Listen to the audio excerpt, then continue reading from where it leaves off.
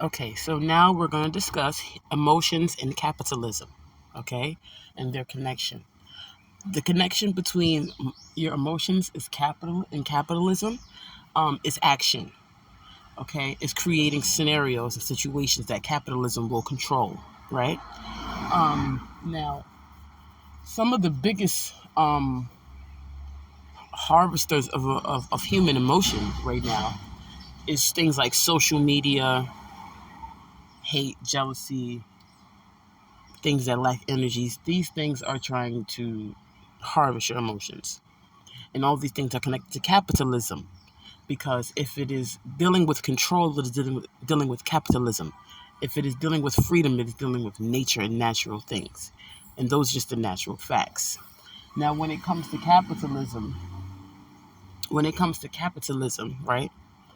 It's important to have you in turmoil. It's important to, to have you engaged in things like because we're talking about emotions, not stability. So I'm not going to talk about rent. We're going to talk about emotions. They want you engaged in things like boys against girls conversations. They want you engaged in things like racism. They want you engaged in things like, you know, what's the newest thing going on? Because all these things lead you to make purchases and investments towards the capitalistic agenda. And this is because racism and boys against girls, men against women, all this nonsense. Let me tell you how this leads you to support the capitalistic agenda emotionally, right? Now, as you know, as you damn sure know this. You know that blacks and whites, are feeding into this agenda because bloodlines. People are trying to keep bloodlines. People are trying to overthrow bloodlines, right? Now, if they can do this by having you talk about petty things, boom, they don't have to work that hard. If they can get you to turn against women, or if they can get you to turn against men, bow, they don't have to work that hard. You did it for them, right? Because if men and women turn against each other, the bottom, like, if we really take emotions out of this, if men and women turn against each other, it just leaves room for capitalism to turn into a necessity, right? Because it takes two. No matter what, it takes two. You got two hands, you got two eyes, you got two ears, you got two nostrils, you got two lips. No matter what, it takes two, right? So if they can get one key part out of that two, then they can come in as a prosthesis and function as if it were a whole, right? And this is the overall process of what it wants to do with nature. If nature is definitely a part, you know what I'm saying? If it can get nature out the way, it can come in and function as a prosthesis. Because that's exactly what capitalism is doing right now. It is 100% operating as a prosthesis, something fake, something artificial. Period. Because the truth is, like, people's opinions and people's point of views, it is possible for them to just work for them, and everybody else can keep going, right? But the emotional attachment that capitalism has is that capitalism has made opinion greater than fact, because opinion is emotionally driven, right? So opinions about life, opinions about sex, opinions about marriage, opinions about quote unquote money, fake ass money, opinions about all these things, right? They're just being spewed out and spewed out and spewed out. What people don't realize is that they're not just spitting out their opinion, but they're literally spinning out boxes and strongholds for you to fight against and win, or for you to slip up and fall in. Because the truth is, we can't teach each other anything. There is nothing that we have to teach each other. It's nothing. Nature, this planet, this earth, these elements, all these things have been put here before capitalism, right?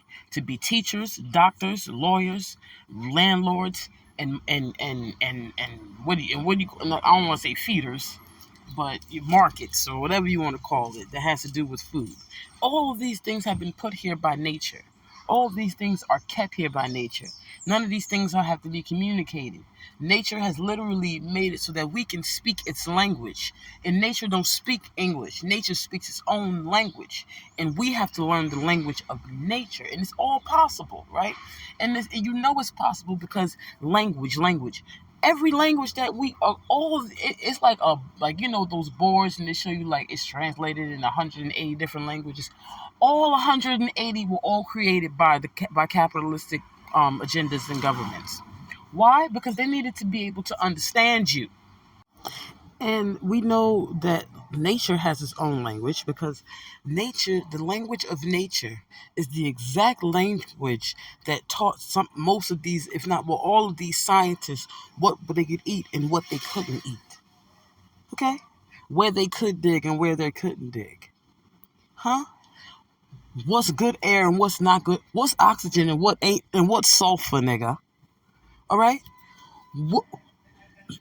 It taught us that if you go underneath a tree, if it's hot, it'll give you some motherfucking shade, right? And what language is being used there? The senses.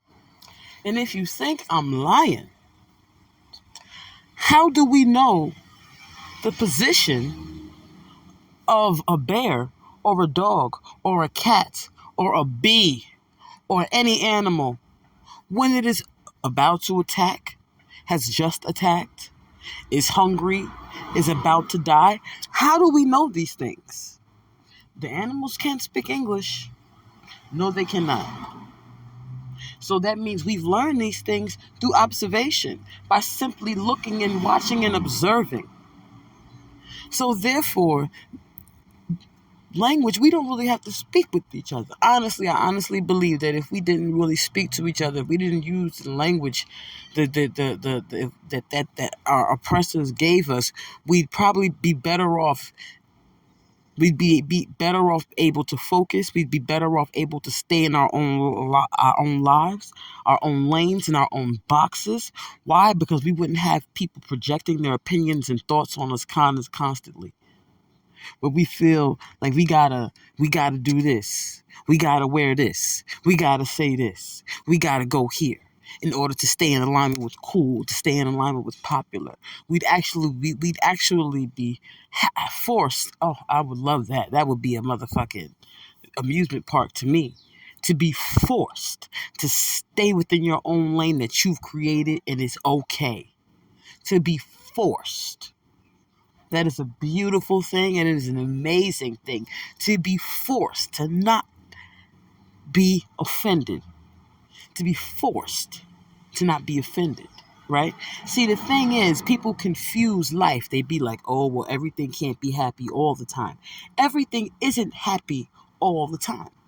You understand? See, anger and manipulation and fear and sadness, they exist. It is. It is. It is. And these things are senses, just along with happiness.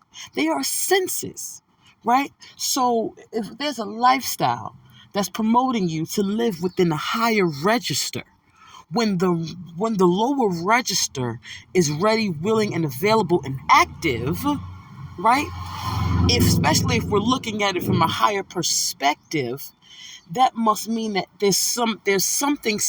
Well, to me, I can't speak for everyone, but for me, when somebody in a higher register who knows that a lower register exists is telling me to stay in the higher register, that must mean that the lower register has its purpose, and so does the higher. And it must mean that the higher must be beneficial while the lower has its purpose and does exist. And not only does it exist in the world that we live in, but it exists within me, and I know it, and the person that's telling me to move to a higher register knows it. And they also know that me moving to that higher register does not eliminate the lower register. It does not. It does not.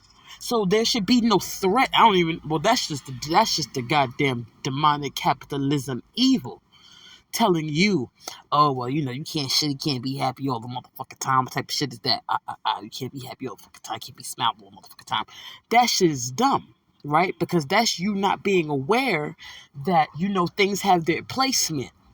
You can't be, you know what, you're right. You can't be asleep all the time either. You got to wake up, You can't keep your eyes closed all the time either. You gotta blink. You have to use that muscle of vision. You damn sure can't close your ears, nigga. That motherfucker gonna pop right the fuck out. Eventually, if your ears are strange, eventually it will pop right the fuck out. You can't keep that pimple forever either. Eventually that motherfucker will go away. So saying that is almost like literally another example of how people create boxes.